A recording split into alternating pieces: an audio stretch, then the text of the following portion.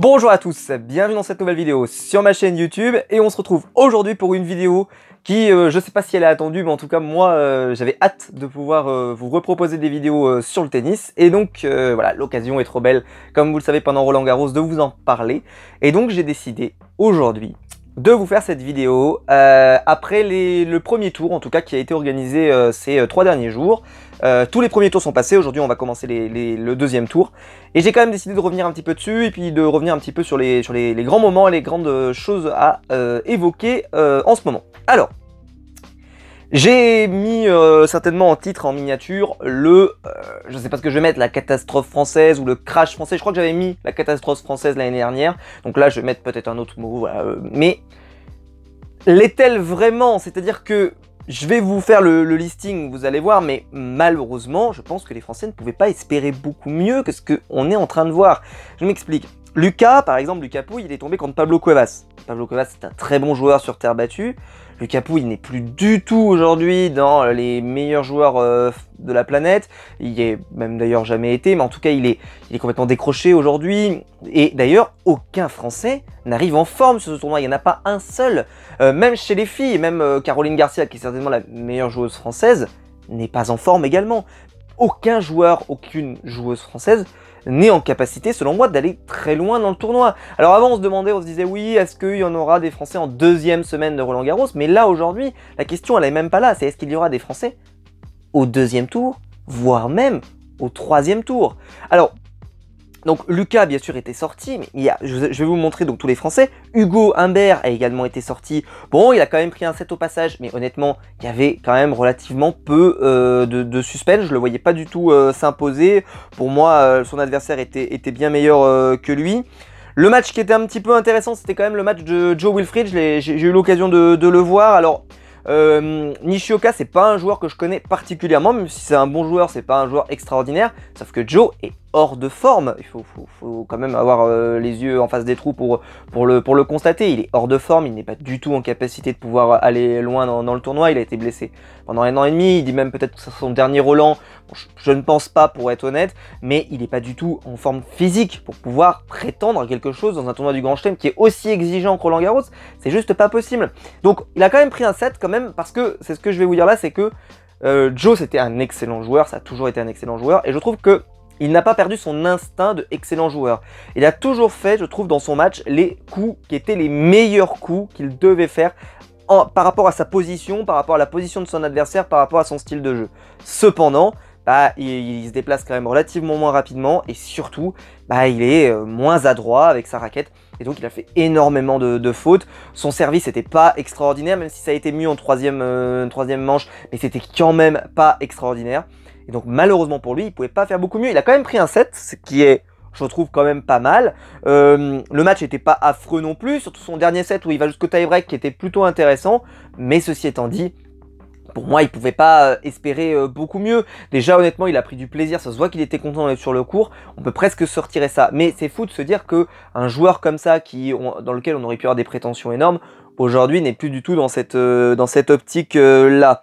Il y a également, il y a tout ce qu'on appelle les wildcards, c'est-à-dire tous ceux qui ont été invités, qui se font sortir très rapidement, mais il y a une forme de logique, hein. Je suis désolé, tu tombes contre Marin Cilic, c'est forcément un massacre. Alors nous, on est des spécialistes, hein, on met des Français contre des Français, donc on a fait Richard Gasquet contre Hugo Gaston. Je sais pas si vous avez entendu l'interview d'Hugo Gaston, lunaire, mais lunaire cette interview, où il dit je pense que certains pensaient peut-être que j'atteindrais les 8e comme j'avais fait, etc., etc.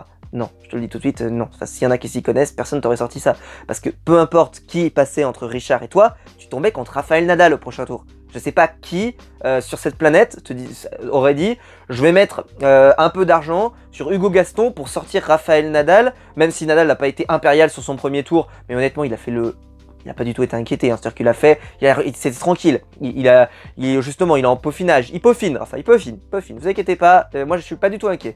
Il y en a qui pourraient être inquiets, moi je suis pas inquiet, c'est du peaufinage, il joue ses coups, il a un petit peu déroulé au troisième parce que, voilà, je pense qu'il a vraiment essayé encore d'améliorer son jeu parce qu'on le sait, Rafa, plus il avance dans le tournoi, plus il est fort. Donc, au début, il va être bon, mais bon, quand même, mais plus ça va avancer, plus il va devenir puissant.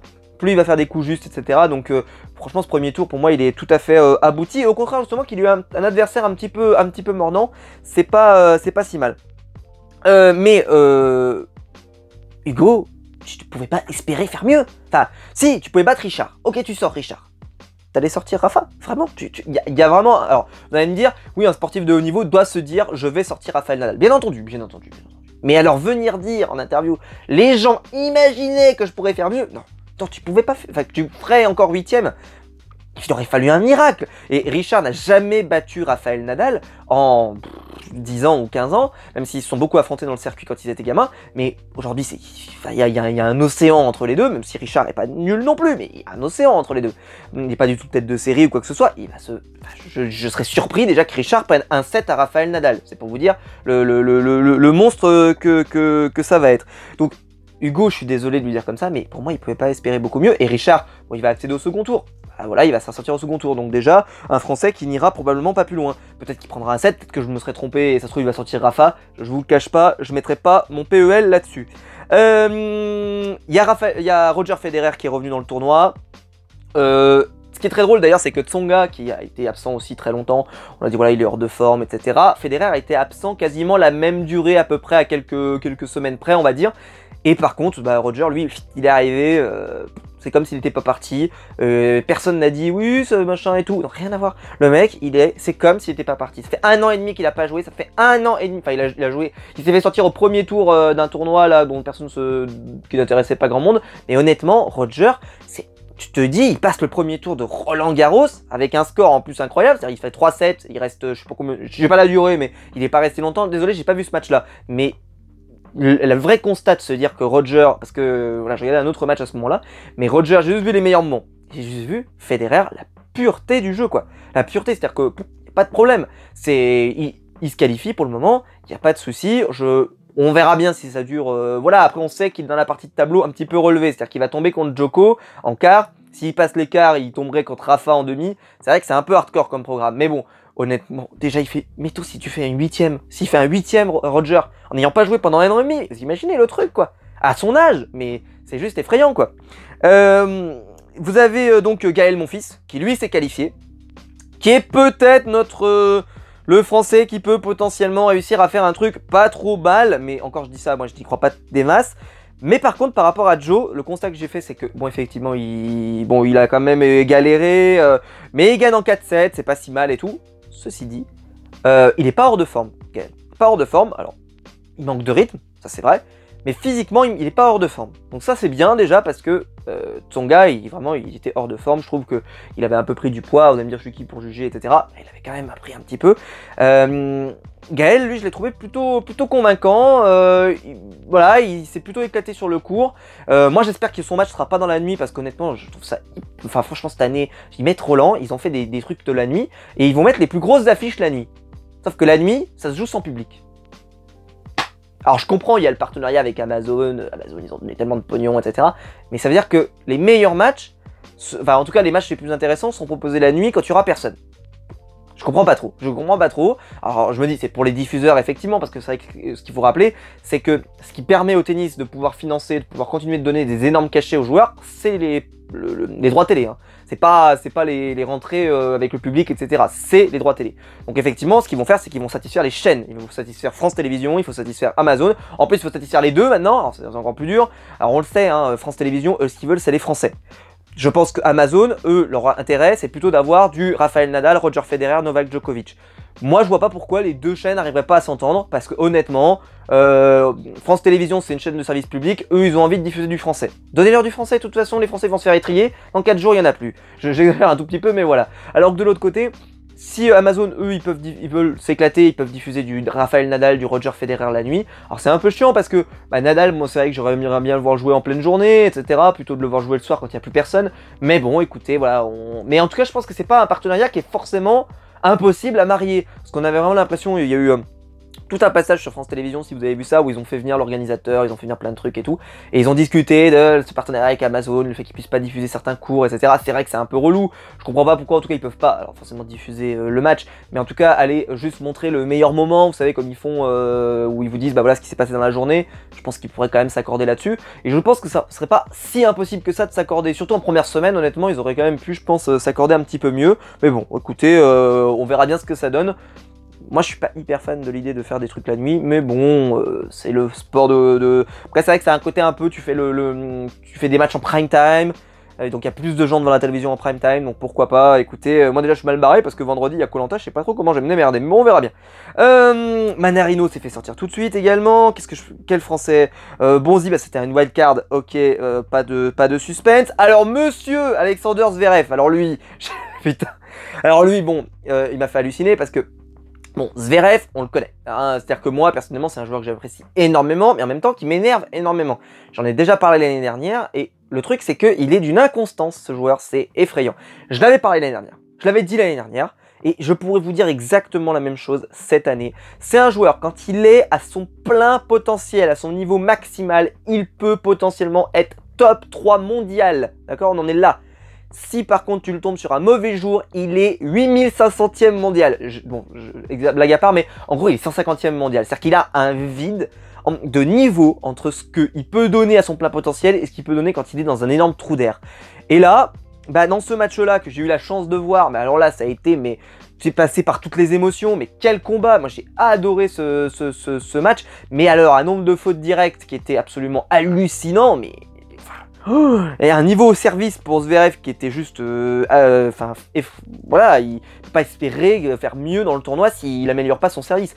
Donc bon, comme j'ai dit, je suis pas plus inquiet que ça parce que, effectivement, là, le premier constat de se dire c'est « Oh là là, c'est mal barré ». Mais Zverev, il peut être hyper mal barré sur un match et le match d'après, marcher sur l'eau et tu sais pas pourquoi. Et il n'y a pas de raison explicative. C'est-à-dire que tu peux pas...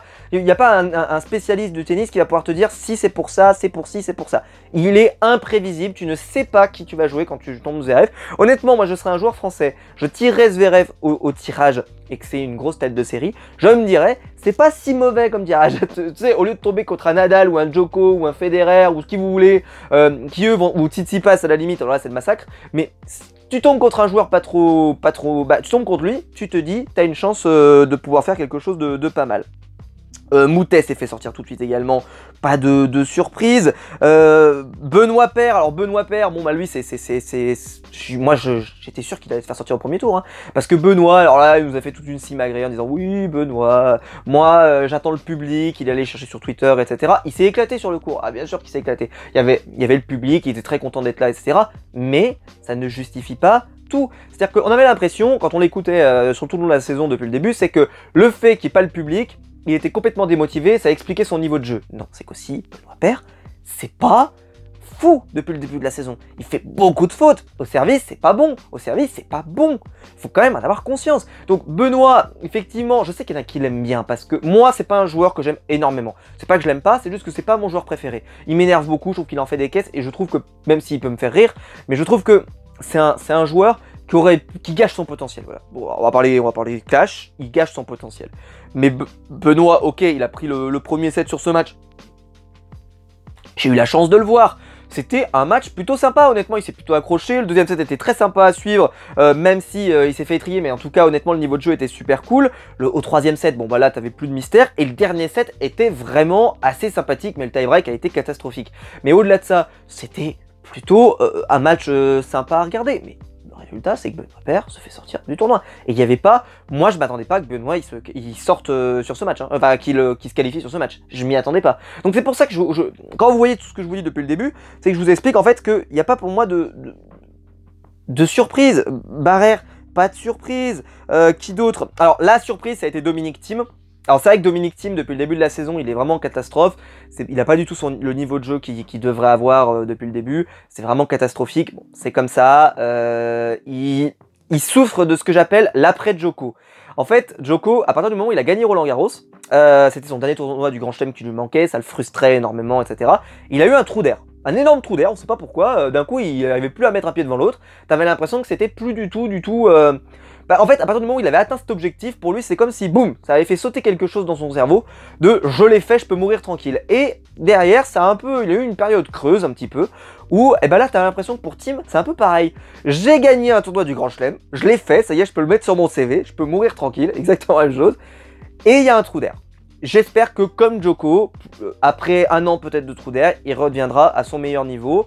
Bon, il se fait sortir, j'ai vu le match, c'est vrai qu'il n'y a pas honnêtement de vol dessus, il s'est fait sortir, voilà, bon c'est comme ça. Mais l'autre, alors là, lui, celui sur lequel je mise tous mes espoirs, je mise tous mes rêves, c'est Tsitsipas. Vous le savez, je l'aime énormément. Enfin, en tout cas, si vous m'avez suivi l'année dernière, je vous disais déjà que je l'aimais énormément. Pour moi, il nous avait donné les meilleurs matchs de Roland Garros de l'année dernière. Voilà, je le dis comme ça, c'est clair. C'est pratiquement mon joueur préféré. Bon, après Rafael Nadal, mais forcément, parce que là, on compare avec un dieu vivant, c'est pas pareil. Mais c'est le joueur qui me fascine le plus sur le terrain, c'est le joueur qui a le plus cette grinta que j'aime tellement. Il a un niveau de jeu qui, moi, en fait, j'aime son niveau de jeu, j'aime son style de jeu, j'aime son allure sur le terrain, c'est-à-dire ses choix tactiques qui sont souvent les meilleurs. Je le trouve, en plus, surtout, il ne lâche rien. C'est un joueur qui, même s'il a perdu le premier set, il peut aller chercher le deuxième, le troisième et le quatrième. Il a un énorme physique. C'est mon joueur préféré de moment, on pourrait dire, avec Rafa forcément. Et il est de l'autre partie de tableau. C'est sûr que la finale de rêve pour moi, c'est Nadal contre Tsitsipas, on en parlera bientôt dans une vidéo. Mais en tout cas, quel joueur. Et j'espère qu'il va se qualifier et qu'il va aller loin. Parce qu'honnêtement, il tombe contre Isner, je crois, bientôt, de mémoire. Donc peut-être que voilà, Isner a surveillé parce que c'est un gros serveur et tout. Bon, il est tombé contre Jérémy Chardy. Hein. Bon, Jérémy Chardy, malheureusement pour toi, je suis désolé, mais tu pouvais pas faire mieux que ce que tu as fait. Honnêtement, le premier set était accroché, c'était très bien. Moi, je me suis régalé à le voir. Jérémy, tu as fait le meilleur que tu pouvais faire. Bravo! Tu as tenu un set face à lui, tu lui as tenu tête, bravo. Je ne vais même pas te tacler, on va pas... Tu vois, je pourrais dire, ouais, c'est la catastrophe française, etc. Mais honnêtement, il pouvait pas faire mieux, il pouvait pas faire mieux. Il a fait, franchement, bravo, quoi. Je veux dire, j'en attendais pas tant. Qu'est-ce que je pourrais vous citer d'autre? Alors voilà, il y a un wildcard qui s'est qualifié, mais bon, on verra bien ce que ça donne sur la durée, on verra bien, un français. Mais bon, je suis pas sûr que ça puisse aller vraiment beaucoup plus loin, mais bon, on verra, après on peut avoir des bonnes surprises. Mais je vais pas vous mentir, c'est un joueur que je connais pas, donc c'est pour ça que je vais pas m'exprimer dessus. C'est parce que ce sont des joueurs forcément qui jouent dans les tournois de Challenger toute l'année, et donc ce sont des joueurs qu'on ne connaît pas tellement. Medvedev qui lui s'est qualifié, bon c'est pas sa surface, on le sait très bien, il est numéro 2 mondial, donc effectivement il a un très bon, il va avoir un bon tournoi je pense. Par contre, c'est sûr que je le vois pas battre Tsitsipas, je le vois pas. Donc peut-être qu'il va se qualifier, on n'en sait rien, mais en tout cas, c'est pas sa surface préférée. C'est pas sa surface préférée. Je pense que pour lui surtout, il est là pour les points. Il faut gagner un maximum de points. Honnêtement, il est dans une partie de tableau, peut-être qu'il peut faire un quart ou un demi, sans que ça soit non plus un exploit herculéen. Tu gagnes déjà pas mal de points, hein. Si tu fais un quart de finale ou même mieux, une demi-finale de Roland, honnêtement, tu prends pas mal de points. Je pense que la mission, elle sera accomplie de son côté, dans l'objectif de finir numéro 2 mondial, voire même numéro 1, on sait jamais. Donc voilà, je pense que pour lui, son objectif, il est là. C'est comme Roger. Roger, il n'a pas l'ambition de gagner. Il a l'ambition, par contre, de préparer Wembley. Donc ça se voit en son style de jeu. Il n'est pas du tout il essaie vraiment de jouer comme s'il jouait sur terre battue, comme s'il jouait sur gazon, pardon, mais en préparant sur la terre battue. Donc pour lui, tout est bien. Voilà, je vais pas revenir sur le tennis féminin parce que j'en ai regardé très peu. Voilà, écoutez, je vais pas revenir sur la polémique de la numéro 1 mondiale Osaka qui a été retirée qui s'est retirée du tournoi. Écoutez, j'ai jamais perçu moi personnellement que les journalistes de tennis étaient particulièrement virulents. J'ai jamais eu le sentiment, moi personnellement, que quand on allait en conférence de presse pour les joueurs, que c'était une charge mentale comme ça. Je peux comprendre effectivement que si tu vas sur les plateaux de télévision, les machins et trucs, là c'est peut-être un petit peu relou, mais j'ai jamais eu le sentiment. Donc c'est vrai que, bon après, c'est comme ça qu'elle le vit, on peut pas juger, nous on connaît pas, donc on va pas juger. Mais c'est vrai que j'étais assez surpris. Écoutez, c'était un bon premier tour, mais pour les Français, effectivement, ça a été catastrophique. Alors, donc c'est là que je vais faire ma conclusion. Bon. Ceux qui étaient au rendez-vous sont au rendez-vous. Nadal, Djoko, Tsitsipas, Medvedev, pourquoi pas dans l'absolu, etc., etc. Les bons joueurs sur terre battue ont été au rendez-vous, les Espagnols en particulier, etc. Peu de suspense, peu de surprise sur ce premier tour, à part Dominic Thiem, qui est vraiment la sensation. Et chez les filles, je sais que c'est un petit peu aussi compliqué, mais je connais moins, donc je m'exprimerai pas. Mais on va parler des garçons. Donc les garçons, il en reste pas beaucoup. Il reste Gaël Monfils, ok. Il va rester Richard, qui va se faire étriller par Rafael Nadal. Donc lui, on l'oublie. Gaël, on verra ce que ça donne, j'y crois pas des masses, mais bon, écoutez, le public, on sait jamais, c'est ce genre d'argument qui... Voilà. Mais bon, Gaël n'est pas hors, ne semble pas, même s'il n'a pas le rythme en tout cas, mais me semble pas hors de forme complet. Peut-être qu'il va réussir à faire quelque chose de pas mal. Ceci dit, faut pas rêver non plus. Je pense qu'il y a un moment, il aura plus de carburant et je pense pas qu'il puisse tenir toutes les 2 semaines à ce niveau-là. Je pense que ça suffira pas. Donc bon, et il va rester plus aucun Français. Il restera plus grand monde. Et c'est normal. Et c'est normal parce que toute l'année, les Français sont quasiment jamais qualifiés au-delà des 3e tours de tous les tournois sur la planète. C'est très rare, à part quelques tournois mineurs, type des tournois en France, des ATP 250 ou tout ce que tu veux, mais ou ATP 500, à la limite, ouais, ATP 500, ils y arrivent à peu près, mais dès que tu vas dans un Master 1000, c'est fini. Un Master 1000, aujourd'hui, quel grand joueur français a fait un bon résultat en Master 1000? Aucun. Donc, comment on peut espérer que sur un grand chelem, il puisse faire beaucoup mieux que ça? Bah en fait, non. Donc, je vais le dire méchamment, mais c'est pas méchant dans ma tête. Bah en fait, il y a une sorte de réalisme sportif qui s'installe sur ce Roland Garros. C'est que on va avoir peut-être 2, peut-être 3, peut-être 10 ans de suite là, les Français qui vont passer à la rue. Mais pourquoi je vous dis ça? C'est que par exemple, les États-Unis, pendant longtemps, ils ont eu une bonne génération de joueurs américains qui faisaient des bonnes perfs en tournoi et tout ce que tu veux. D'un coup, ils ont un trou générationnel et pendant 15 ans, ils ont quasiment sorti personne. Je pense qu'en France, là, on est parti pour la même. Hein. On va sortir peut-être pendant 10 ans, on sortira personne. J'espère que ça sera pas le cas. J'espère qu'on va quand même finir par sortir des joueurs qui vont réussir à s'imposer. Mais pour le moment, c'est pas du tout le cas. On n'a pas du tout cette impression qu'il y a un joueur qui a l'air d'arriver là sous les 1, 2, 3, 4 ans. Non, ça va pas arriver. Mais c'est pas grave. Pourquoi je vous dis que c'est pas grave? C'est que par contre, on a des super joueurs étrangers qui sont en train d'essayer d'aller venir challenger les Rafael Nadal, les Novak Djokovic. Je pense à Tsitsipas, je pense à Medvedev, on peut penser à Dominic Thiem s'il retrouve son niveau, etc., etc. Il y a de la concurrence en ce moment. C'est pas de la France, ok, c'est pas les Français, bah ouais, on peut pas être chauvin sur le tennis. De toute façon, moi je l'ai jamais été parce que Rafael Nadal contre un Français, je suis pour Nadal et pas pour un Français. Je sais que c'est mal vu, mais c'est comme ça, parce que je le suis à l'année et que moi je voudrais pas qu'il se fasse sortir par un Français wildcard juste pour lui faire plaisir. Ok, je veux lui faire plaisir, mais non, il y a un moment, j'ai envie que Nadal, surtout, il gagne son Roland Garros et qu'il en gagne un de plus. C'est tout. Et c'est comme ça. Mais après, on verra bien ce que ça donne sur la durée. Mais je pense que là, on va partir sur des années et des années. Et c'est pour ça que quand on critiquait, ouais, Gaël, ouais, Joe, ils sont pas incroyables et tout. Ouais, mais ils faisaient des quarts de finale de Grand Chelem tout le temps.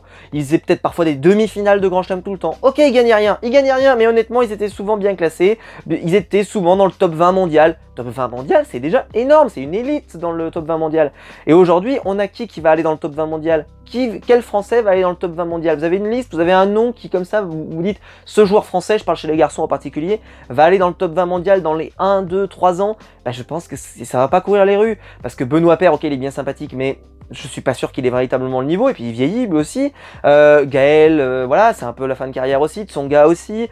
Qui va aller dans le top 20 mondial? Je dis même pas top 10, juste top 20 mondial. Déjà au top 20 mondial, honnêtement, ça veut dire que vous êtes tête de série sur les grands chelems, vous êtes tête de série sur les Master 1000, ça peut être pas mal. Bah, il y en a pas. Donc bon, on va partir sur une grosse période de vache maigre. On espère qu'elle ne se traduira pas trop longtemps non plus, que ça durera peut-être 5 ans, mais il faut se préparer. Ça sert à rien de faire des débats, à mon avis, pendant des années où on dit... J'ai vu d'ailleurs, parce que souvent ils faisaient le débat sur l'équipe du soir, et cette année ils l'ont même pas fait. Vous savez, sur la chaîne de l'équipe, ils l'ont même pas fait. Ils ont même pas fait le débat sur la débâcle française, etc. Ils l'ont même pas fait. Peut-être qu'ils le feront dans quelques jours, mais ils l'ont même pas fait, parce qu'en fait, là, on sait qu'on va partir pour des années. On va partir pour des années où ça va être massacre sur massacre. Et bah, c'est comme ça. Et donc faut prendre notre mal en patience, comme on dit. Mais ça ne veut pas dire que le tournoi de Roland Garros sera catastrophique pour autant, parce qu'on risque d'avoir aussi de très beaux affrontements, parce qu'il y a des joueurs qui, eux, n'attendent que ça de se révéler, et j'espère qu'on va avoir des bons matchs tout le long de cette quinzaine. Voilà, bah écoutez, j'espère que ça vous a plu, j'espère que cette vidéo vous aura plu. Si c'est le cas, vous pouvez la liker, vous pouvez vous abonner, vous pouvez la partager sur les réseaux sociaux. Il y a le bouton rejoindre juste en dessous pour devenir un membre soutien et je vous en remercie. Et quant à nous, bah, on se retrouve très vite. N'hésitez pas à appuyer sur le bouton rejoindre d'ailleurs. Et dites-moi dans les commentaires ce que vous en pensez. N'hésitez pas à qu'on se retrouve très vite pour une nouvelle vidéo. Ciao!